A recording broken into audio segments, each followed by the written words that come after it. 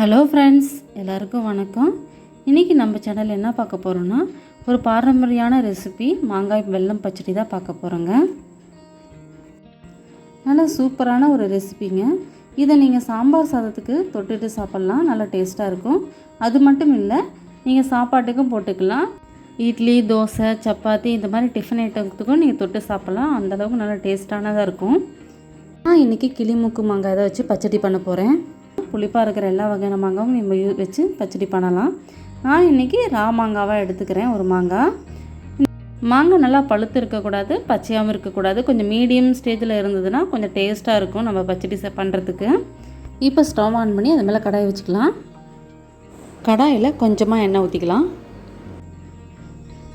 எண்ணெய் சூடானதும் கடலைப்பருப்பு, உளுந்தம்பருப்பு, கடுகு எல்லாம் போட்டு தாளிச்சிக்கிறேன்.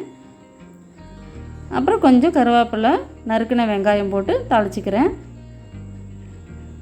நல்லா வெங்காயம் தாளித்ததும் நான் மாங்காயை கொஞ்சம் மீடியம் சைஸில் கட் பண்ணி வச்சுருக்கிறேன், அதை போட்டுக்கிறேன்.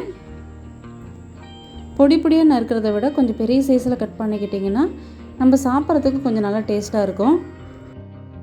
இப்போ நான் அதில் மஞ்சள்தூள், காரத்துக்கு ஏற்ற அளவுக்கு மிளகாய்த்தூள் ஆட் பண்ணிக்கிறேன். கொஞ்சம் தேவையான அளவுக்கு உப்பு போட்டுக்கிறேன். எல்லாம் போட்டு வணக்கி விட்டுக்கலாம். ஒரு மாங்காய்க்கு நம்ம 100 கிராம் வெல்லம் எடுத்துக்கலாம்.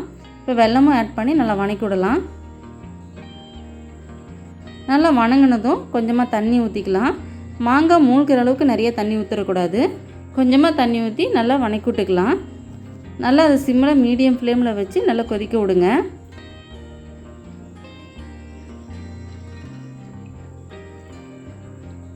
இந்த மாங்காய் வெல்லம் பச்சடியை நீங்கள் செஞ்சு 1 மந்த் வரையும் ஸ்டோர் பண்ணிக்கலாம். எப்போல்லாம் உங்களுக்கு வேணுமோ அப்போ எடுத்து போட்டு நீங்கள் சாப்பிட்லாம். ஒரு நல்ல டிஷ்ஷுங்க இது.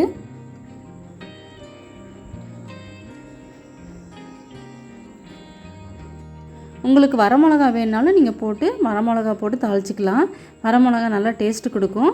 நான் இன்றைக்கி மிளகாய்த்தூள் தான் போட்டிருக்கேன், ஏன்னா பாப்பாவுக்கு கொடுக்குறதுனால வரமிளகா நல்லா காரமாக போடலை.